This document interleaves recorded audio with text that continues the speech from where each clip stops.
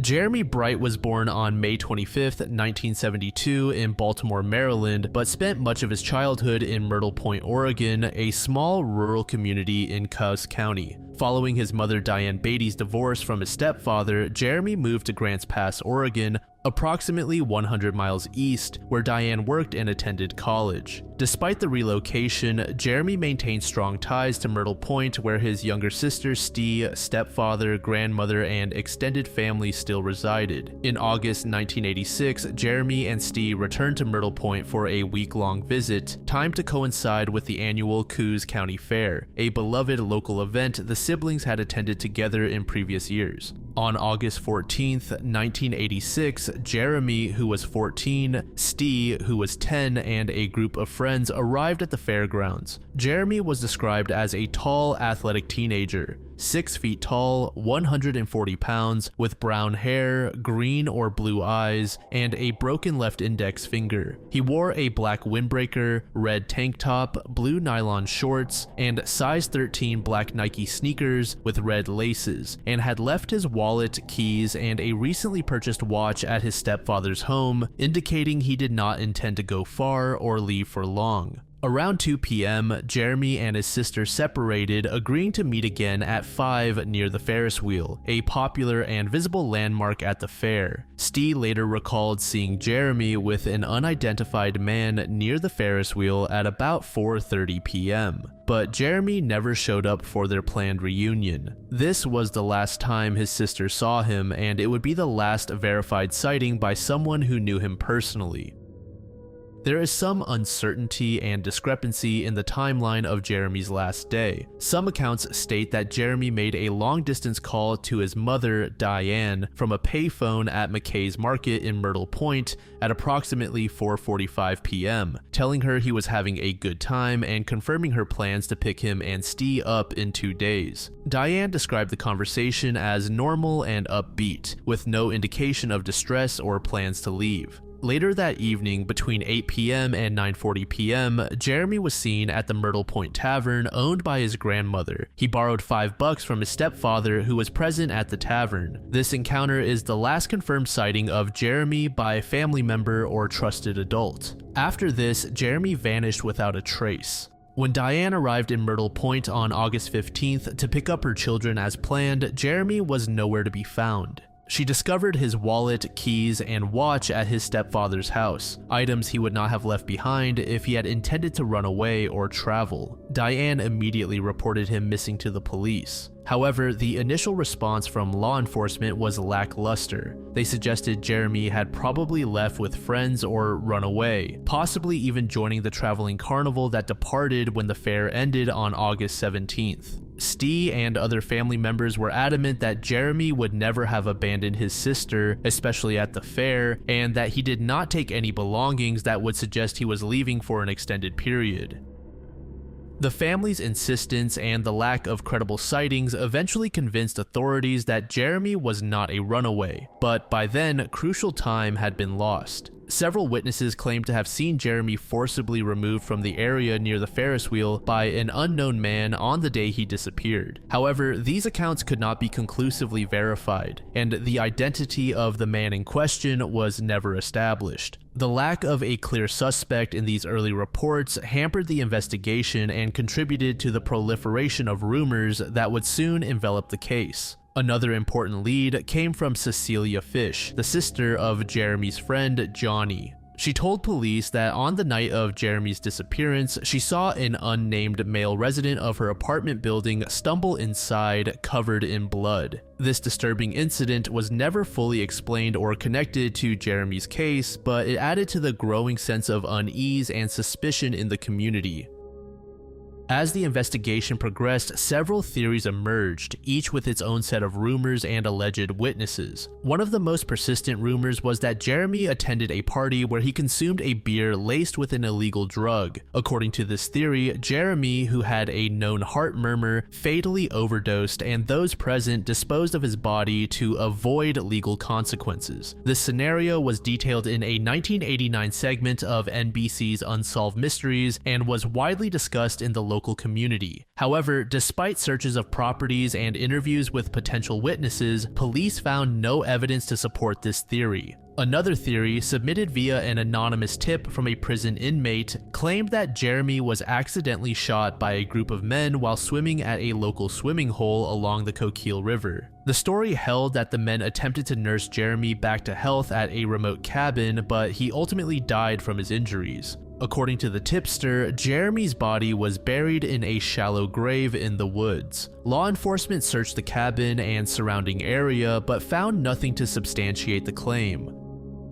Rumors also circulated that the disappearance was the result of an accident or altercation involving local teenagers or acquaintances. Some believe that Jeremy's friends knew more than they were telling police, and that a group of people may have been involved in covering up his death, whether accidental or intentional. These suspicions were heightened by reports of individuals acting evasively or refusing to cooperate with investigators. The most significant person of interest to emerge in the case was Terry Lee Steinhoff, a local man who had previously babysat Jeremy and was known to the family. According to some accounts, Jeremy was last seen in the passenger seat of Terry's truck on the day he disappeared. Terry's criminal history came to the forefront in January 1989, when he was charged with the murder of a 32-year-old woman named Patricia Morris. He was later convicted and died in prison in 2007 while serving a life sentence. Law enforcement made multiple attempts to interview Terry about Jeremy's disappearance, but he was never forthcoming and refused to cooperate with investigators. Authorities searched his property and several other sites across the region, including a pond in 2016 where police believed Jeremy's body could have been dumped, but these searches yielded no results. Despite the lack of direct evidence linking Terry to Jeremy's disappearance, many in the community and within law enforcement have long suspected his involvement. However, as former County Sheriff Craig Zani explained, lots of times I think we're on the right path. The problem is I don't have enough information to do anything with.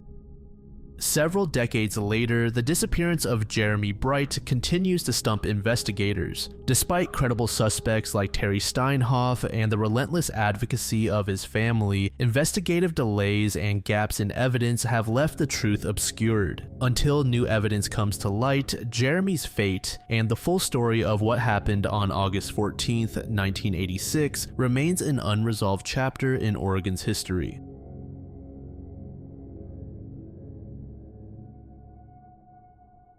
Kenneth Dunie, at just 19 years old, was a promising student from Greensboro, North Carolina, who was described as ambitious and charismatic. He had recently graduated from Dudley High School and balanced his academic pursuits with part-time work at a local grocery store. Kenneth's aspirations extended into drafting and engineering, and he was well known for his leadership qualities and passion for music. His friends and family saw him as a young man with a bright future, a future that was abruptly and tragically ended on December 23, 1988, during what was meant to be a routine pre-Christmas shopping trip to Raleigh. On the afternoon of December 23rd, the city of Greensboro was bustling with the usual pre-holiday activity. For four young men, Kenneth Dunie, Levern Allen III, Kenneth Newkirk, and Darius Bannerman, the day was meant to be a joyful outing. The group, all close friends and high-achieving students, planned a 90-minute drive to Raleigh for some last-minute Christmas shopping. They set out in a Plymouth Duster with Allen at the wheel. Spirits were high as they talked and laughed, anticipating the holiday and the fun of shopping together. As the group traveled eastbound along Interstate 40, the drive was uneventful at first.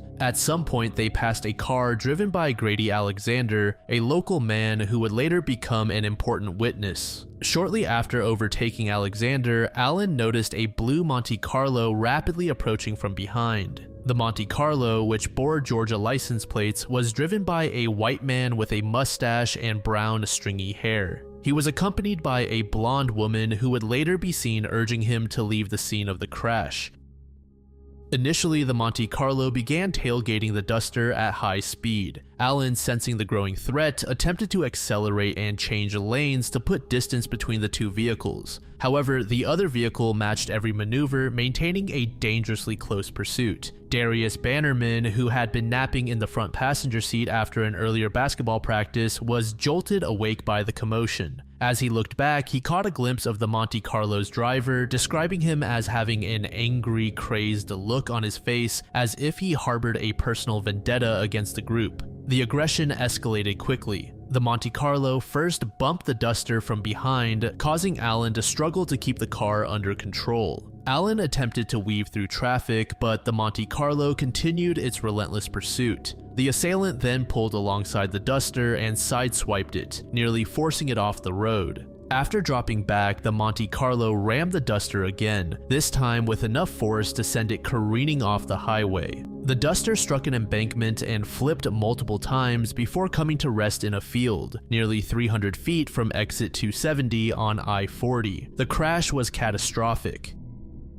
Kenneth Dunie, who was wearing his seatbelt in the front passenger seat, was killed instantly from blunt force trauma. Kenneth Newkirk and Darius Bannerman, who were not wearing seatbelts, were ejected from the vehicle. Newkirk suffered a fractured skull and a broken leg, while Bannerman sustained a broken wrist and severe facial injuries. Allen, who was also wearing a seatbelt, was trapped in the mangled wreckage for approximately 45 minutes. His injuries were so severe that his right leg was later amputated at the thigh. In the immediate aftermath, Grady Alexander, the witness who had been passed by the Duster minutes earlier, stopped his car and rushed to help. Alexander later described seeing the Monte Carlo come to a stop near the crash site. The male driver briefly got out of the car to survey the wreckage, but his female companion shouted at him to get back in. The unidentified driver then sped away, disappearing down the highway before anyone could record the license plate number.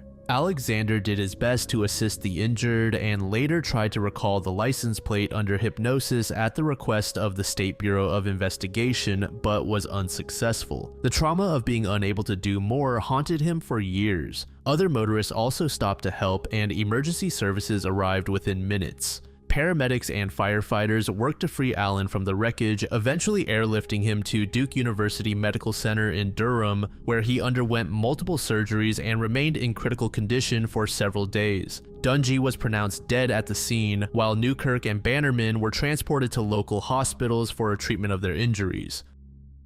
The investigation was fraught with complications and missed opportunities from the start. The immediate aftermath of the crash saw a flurry of activity as police and paramedics arrived at the scene, confronted by the mangled remains of the Plymouth Duster and the devastating injuries of its occupants. Despite the horrific nature of the scene and the accounts provided by the survivors and witnesses, law enforcement was initially reluctant to classify the incident as a crime. The police cited a lack of physical evidence, such as paint transfer, tire marks, or debris from the suspect vehicle, linking the blue Monte Carlo to the Duster. This lack of tangible forensic evidence led authorities to treat the case as a traffic accident rather than a vehicular homicide, a decision that would haunt the investigation for years to come. The survivors, however, were adamant that the attack had been intentional. Their accounts were consistent. The blue Monte Carlo, driven by a white man with a mustache and brown stringy hair and accompanied by a blonde woman, had aggressively pursued and rammed their vehicle off the highway. Witnesses at the scene, including Grady Alexander, corroborated these details. In addition to Alexander, 2 truck drivers witnessed the Monte Carlo and its occupants. They too provided descriptions of the suspects and the vehicle, but neither was able to supply a license plate number.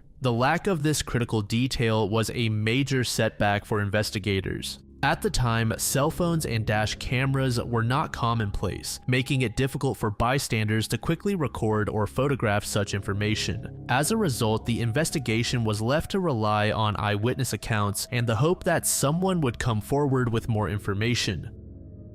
The police did circulate composite sketches of the suspects and issued public appeals for information. The case was featured on Unsolved Mysteries, which brought national attention and generated a number of tips. However, none of these leads resulted in the identification of the suspects or the recovery of the Monte Carlo. The Georgia license plate detail, which could have been a crucial lead, was never fully pursued. Critics have argued that law enforcement could have worked with the Georgia Department of Motor Vehicles to narrow down the list of registered blue Monte Carlos with Georgia plates, but this line of inquiry appears to have been neglected or abandoned early in the investigation. From the beginning, there was speculation that the attack might have been racially motivated. All 4 victims were black, and the aggression appeared to be unprovoked. The survivors and their families strongly believed that the assault was a hate crime, a theory that resonated with many in the community given Greensboro's fraught history with racial violence. However, law enforcement was unable to find direct evidence to support this theory. Without such evidence, they declined to pursue hate crime charges or to treat the case as a racially motivated homicide. Some speculate that the occupants of the Monte Carlo were involved in other criminal activities such as drug trafficking and sought to eliminate witnesses. There have also been allegations of police negligence, with families criticizing the handling of the case and alleging bias in the dismissal of the survivors' accounts. The families of the victims have been tireless advocates for justice. Kenneth Dunie's mother, Mary, became a vocal figure in the fight to keep the case alive until her death in 2015. Laverne Allen has publicly called for the case to be re-examined using modern forensic techniques. Online communities continue to dissect case details, hoping to identify the Monte Carlo's occupants and bring closure to the case. As of 2025, no arrests have been made, and the case remains open but inactive in North Carolina's cold case unit.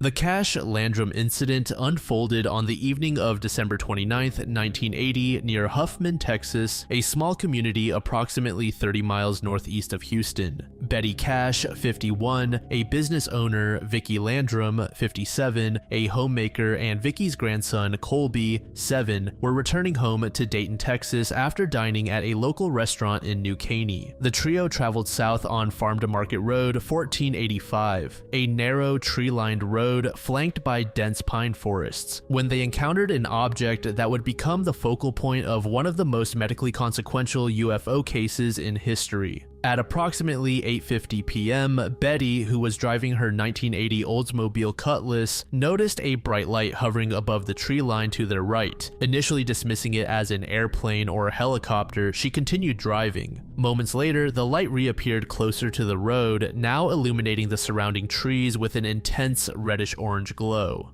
As they rounded a bend near the intersection of FM 1485 and Turkey Creek Road, the object came into full view, a massive diamond-shaped craft hovering at an estimated height of 30 to 40 feet, blocking their path. The witnesses described the object as metallic with a faceted surface resembling brushed aluminum and a pointed apex. Flames erupted from its base in a V-shaped pattern, emitting blue and yellow plumes that Cash likened to a welder's torch. The heat radiating from the craft was immediately palpable, causing the car's exterior paint to blister and the vinyl dashboard to soften. Vicki Landram, seated in the front passenger seat, pressed her hand into the dashboard to steady herself, leaving a permanent indentation. Betty brought the car to a stop approximately 150 feet from the object. As they sat immobilized, Colby, frightened by the scene, crawled into the floorboard of the back seat. The object emitted a rhythmic, high-pitched beeping sound which Vicki later described as mechanical and urgent.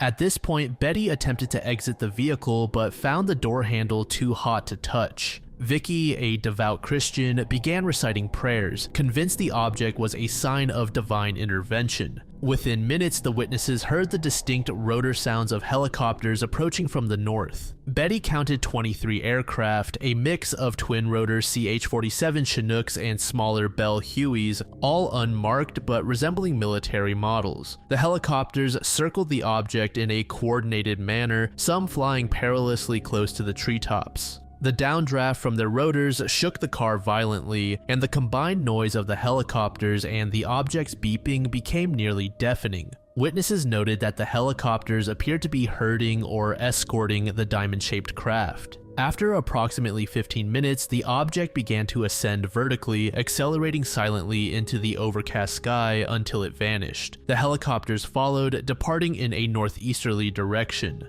Betty, Vicky, and Colby continued their drive home, but their physical distress intensified rapidly. Within minutes of returning home, all three witnesses began to suffer acute physical distress. Betty developed severe nausea, vomiting, and diarrhea, with her eyes swelling shut and her skin showing redness and a burning sensation that resembled a third-degree sunburn. By the early hours of the morning, she reported dizziness and difficulty standing. Vicky experienced similar gastrointestinal symptoms, along with a burning sensation on her arms and face. She also noticed that her scalp became tender to the touch and reported a metallic taste in her mouth. Colby vomited repeatedly and complained of headaches, with mild redness appearing on his neck and hands. By the next morning, Betty's condition had worsened significantly. Blisters formed on her face, scalp, and hands, filled with clear fluid that later turned yellowish. Her hair began to fall out in clumps when she tried to comb it. Vicky and Colby's symptoms stabilized but did not improve, with Vicky reporting persistent weakness and sensitivity to light. Betty's deteriorating health led to multiple hospitalizations. On January 3, 1981, she was admitted to Parkway Hospital in Houston after collapsing at home. Doctors documented second-degree burns on 30% of her body, concentrated on areas exposed during the incident, such as her face, neck, and hands. Laboratory results showed a severely depressed white blood cell count, indicating immunosuppression, and scalp biopsies revealed necrosis of hair follicles and detachment of the outer skin layer, findings consistent with radiation dermatitis. Dr. Brian McClelland, one of her physicians, compared her condition to that of survivors of the Hiroshima bombing and diagnosed her with acute radiation syndrome. In February 1981, she was readmitted for worsening skin lesions and sepsis, requiring intravenous antibiotics, saline compresses for her burns, and platelet transfusions to address low platelet counts. Over the next 18 years, Betty required annual hospitalizations for complications linked to her compromised immune system, including recurrent pneumonia and cellulitis. She was diagnosed with breast cancer in 1983, which later metastasized to her liver.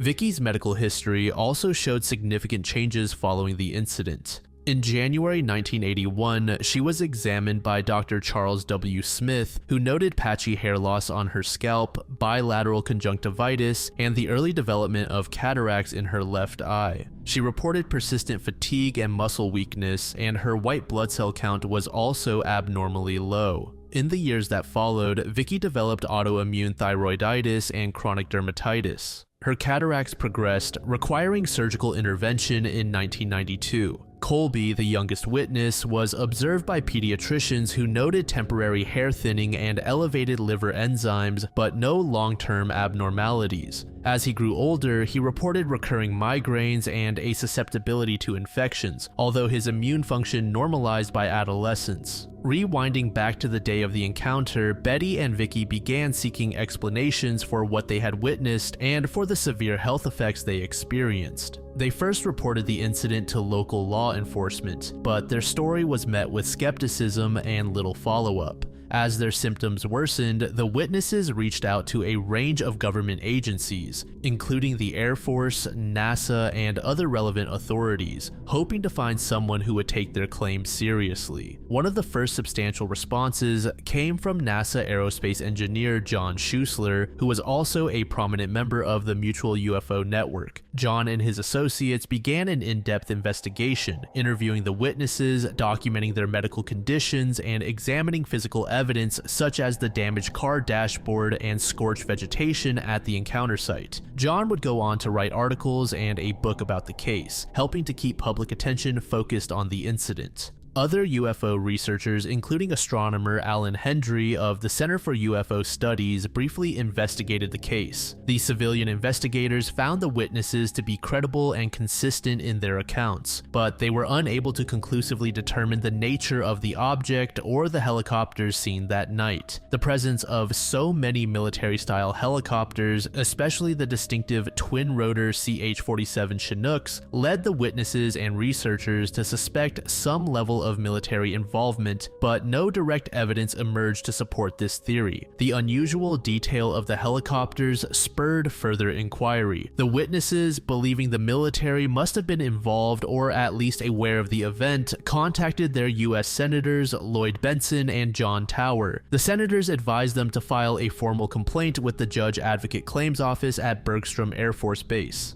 In August 1981, Betty and Vicky were interviewed extensively by Air Force personnel at Bergstrom. The officials suggested they hire a lawyer and seek financial compensation for their injuries, given the apparent involvement of military aircraft. Despite the witnesses' certainty, military officials consistently denied any knowledge of the event. The Air Force, through the Office of the Inspector General, issued a statement asserting that there was no record of any military operation matching the witnesses' description on the night in question. They also maintained that the type of radiation exposure described by the victims could not be linked to any known U.S. aircraft or weaponry. The Army and Navy also denied any involvement, and no evidence was found to link the helicopters to any branch of the U.S. military. Frustrated by the lack of answers and the mounting medical bills, Betty and Vicky, with attorney Peter Gersten representing them pro bono, filed a $20 million lawsuit against the U.S. federal government in 1981. Their legal argument was that the government had been negligent in allowing a dangerous craft, whether experimental or otherwise, to operate over a public road, and that the military was responsible for the injuries they suffered. The suit was filed in federal court in Houston and quickly attracted national media attention, with headlines running in newspapers across the country.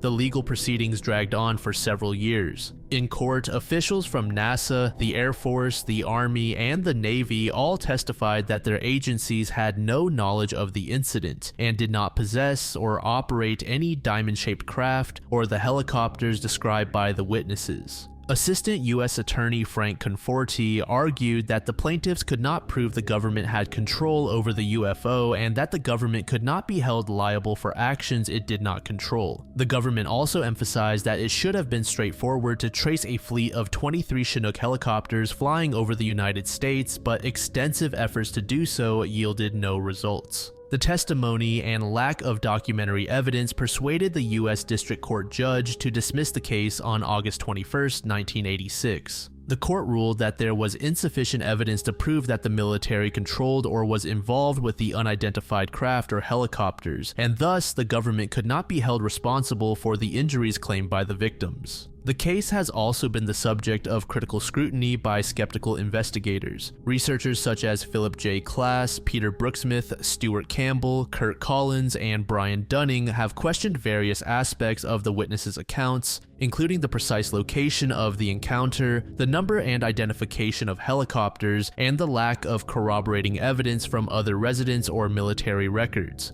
Some skeptics have suggested that the witnesses may have misidentified a conventional aircraft or that their symptoms could have been caused by psychological or environmental factors rather than exposure to an unknown craft. Despite these criticisms, even skeptical investigators have acknowledged the sincerity and consistency of the two women's testimony. The lack of resolution and the inability to trace the helicopters or identify the craft have left the case open to speculation and debate. The possibility that the object was an experimental military vehicle, a misidentified natural phenomenon, or something entirely unknown remains a matter of contention among researchers.